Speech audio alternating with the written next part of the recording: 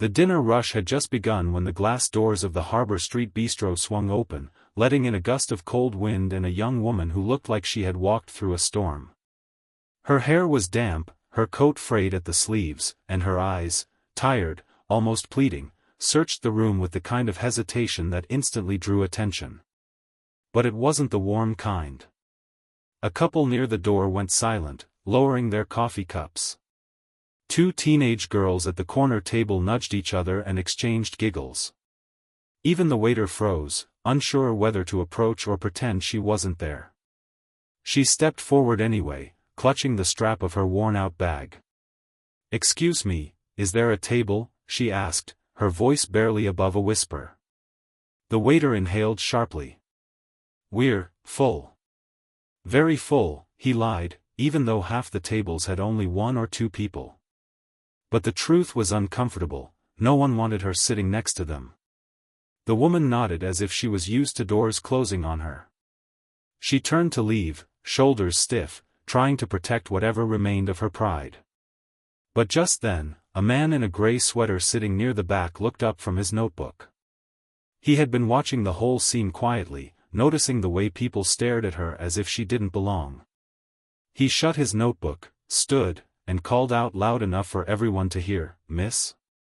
There's a seat here." Every head turned. The waiter blinked, confused. The young woman paused, startled, unsure if she had misheard. The man pulled back the chair gently, the way someone might for a guest of honor. "Please," he said softly. She hesitated, as if debating whether to trust him. But something in his eyes, calm, sincere, made her step forward.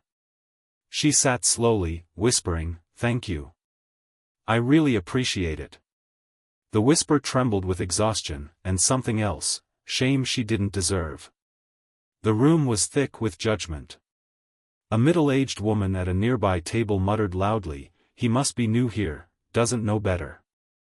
Her husband nodded stiffly, keeping his eyes on his steak. The man ignored them and signaled the waiter. "She'll have whatever she wants," he said. The woman flinched. No, I don't need." "It's okay," he cut in gently. "Order something warm." When the waiter left, she pulled her hands together in her lap, trying to hide how cold they were. "People usually don't do that," she said quietly. "Do what?" he asked. "Make space for me." He waited a moment before responding. "People forget, kindness costs nothing." She looked down at the table, eyes glistening.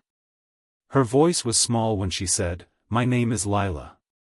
"I'm Daniel," he replied with a nod. As her soup arrived, the warmth of the bowl made her eyes soften. She took a slow sip, exhaling shakily. For the first time that evening, she looked almost safe. But then the door opened again, and the atmosphere shifted. Two men in construction jackets walked in, scanning the room. Their eyes locked on Lila instantly. One of them whispered something to the other, and they both smirked. Daniel noticed the change in her face, a sudden stiffness, a quiet fear she tried to hide. "Everything okay?" he asked. She nodded quickly, too quickly. "Yes. I should eat fast." But the men didn't sit. They walked straight toward her table. The restaurant fell silent, even the kitchen sound seemed to fade. When they reached her, one of them leaned in with a grin that didn't reach his eyes. "Didn't think we'd find you here, Lila." Daniel tensed. "Is there a problem?" he asked calmly.